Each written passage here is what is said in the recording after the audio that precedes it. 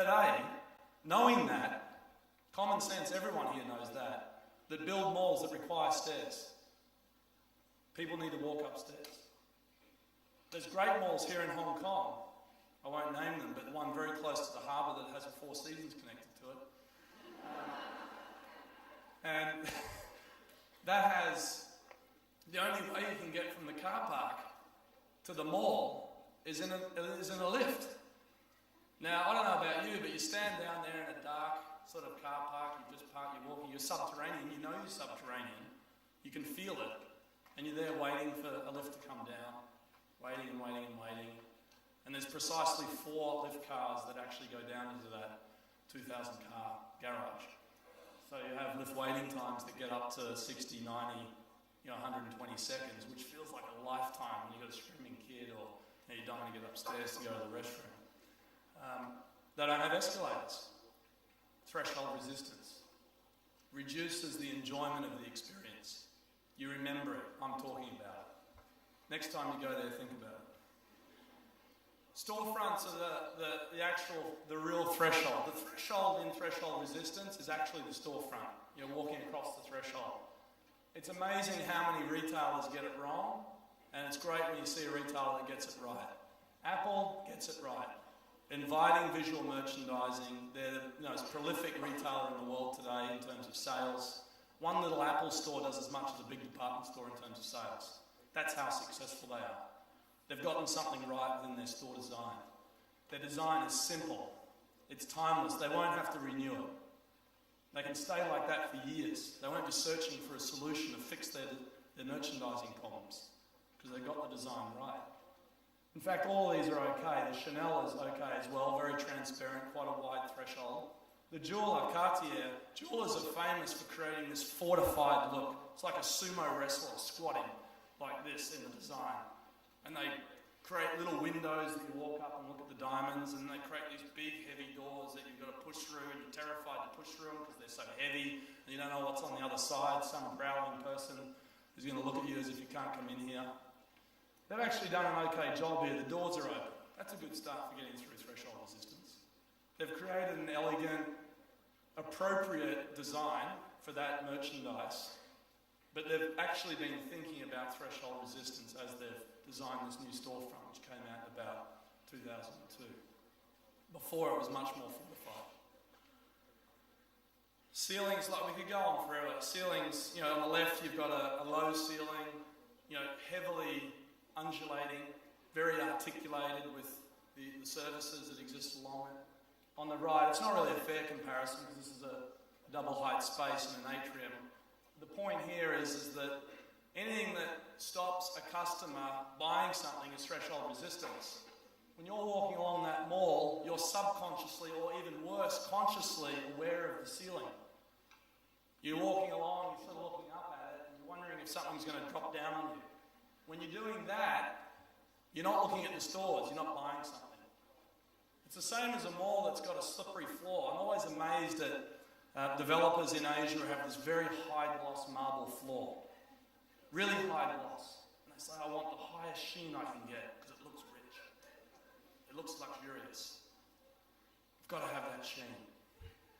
Of course, the second that something's spilt on it, a liquid or something, it becomes like an ice skating rink. Do you know 76% of the world's consumption is made by women? Like, all men know that. I think women don't acknowledge it so freely, but that's a fact. And women, at least some women, wear high heels.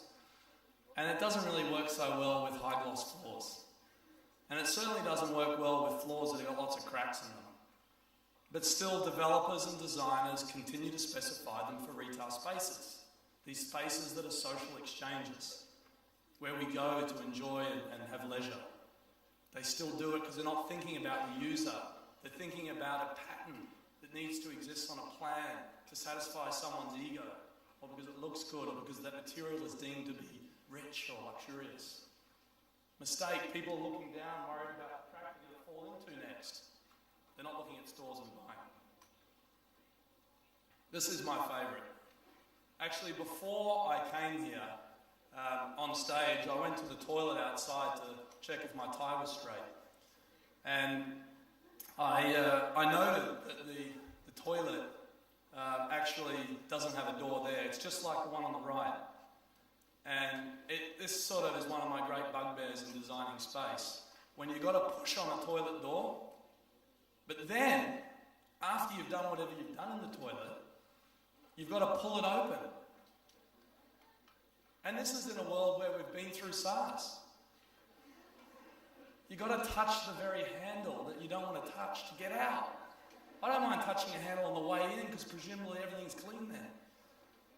But people continue to design small little toilets. Why? Because the developer says, toilets don't make me money. Make them small, put them in an inconvenient location. Make them horribly unattractive and congested. On the right, someone said, well, let's have a doorless entry and exit. People can pass, there's no touching. Dry my hands, I walk out or don't. There's light there beyond that gives you a sense of navigation that you're going somewhere, like a beacon. Creates comfort.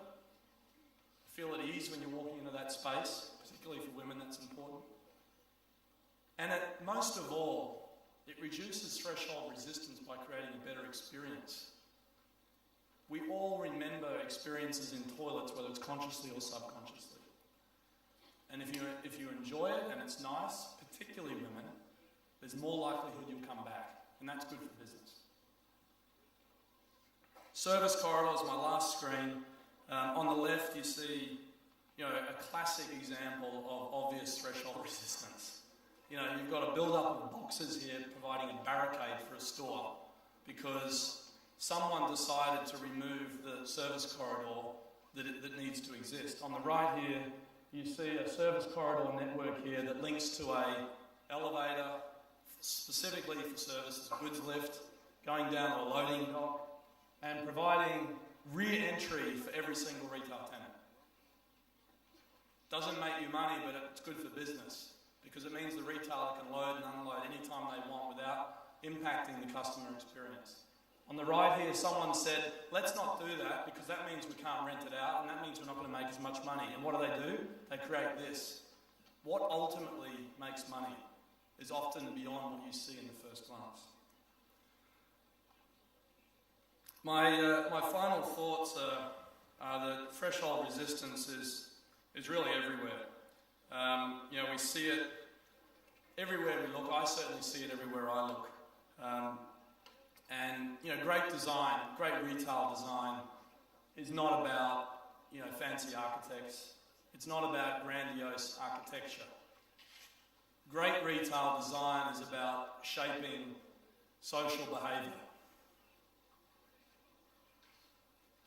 Great retail design is about influencing people in their leisure time, taking the most valuable and treasured time we all have as human beings and enriching it. Retail is the biggest business in the world. It's bigger than any other business. It's bigger than religion. It's bigger than charity. It's bigger than the oil business, mining, agriculture, government. It's bigger than anything. It's the single biggest business in the world. And shopping is the most fundamental activity of the human race. What a tremendous responsibility we have. Thank you.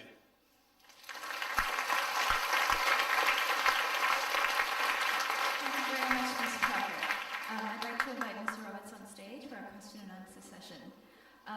Unfortunately, due to timing constraints, I think we will only have time for one question.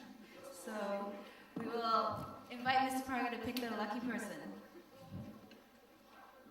Back there? Yep.